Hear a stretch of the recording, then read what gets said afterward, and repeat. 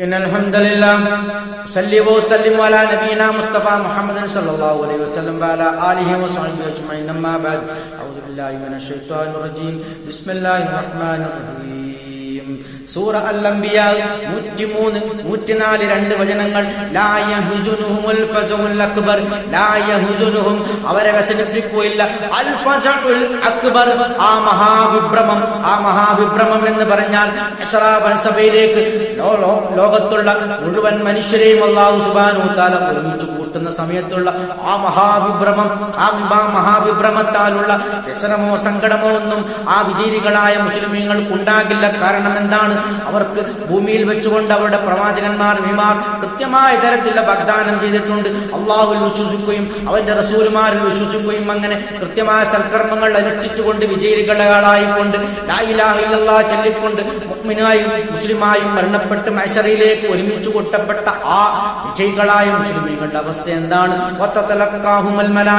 മലക്കുകൾ അവരെ എതിരേൽക്കുന്നതാണ്, ആ വിജയികളെ എതിരേൽക്കുന്നതാണ്. എന്നിട്ട് അവർ പറയും ഇതാണ് യൗമുക്കുമുല്ലദീ, ഇതാണ് ആ ദിവസം അല്ലദീ കുൻതും തുഅദൂൻ, നിങ്ങളോട് വാഗ്ദാനം ചെയ്യപ്പെട്ട ആ ദിവസമാണിത്. ഭൂമിയിൽ വെച്ചുകൊണ്ട് ഒരു സന്തോഷ വാർത്ത നിങ്ങളുടെ റസൂൽമാർ നിങ്ങൾക്ക് നൽകിയിട്ടില്ലേ?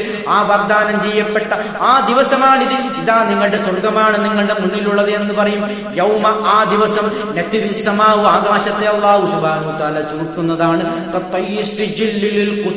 ഗ്രന്ഥത്തിന്റെ ഏടുകൾ ചുരുട്ടുന്നത് പോലെ അത്രയും നിസ്സാരമായി കൊണ്ട് അല്ലാഹു സുബ്ഹാനഹു വ തആല ആകാശത്തെ ചുരുട്ടുന്നതാണ്. കമാ ബദഅനാ അവ്വല ഖൽഖിൻ, കമാ ബദഅനാ, ആദ്യം ആരംഭിച്ചതുപോലെ ആകാശത്തിന്റെ സൃഷ്ടിപ്പ് അല്ലാഹു സുബ്ഹാനഹു വ തആല അവ്വല ഖൽഖിൻ, ആദ്യ സൃഷ്ടിപ്പ് അല്ലാഹു ആരംഭിച്ചതുപോലെ നുഈദുഹു, അതിനെ വീണ്ടും പുനർസൃഷ്ടിക്കുന്നതാണ് അല്ലാഹു സുബ്ഹാനഹു വ തആല. അതിന്റെ യഥാർത്ഥ രൂപമൊന്നും നമുക്കറിയില്ല.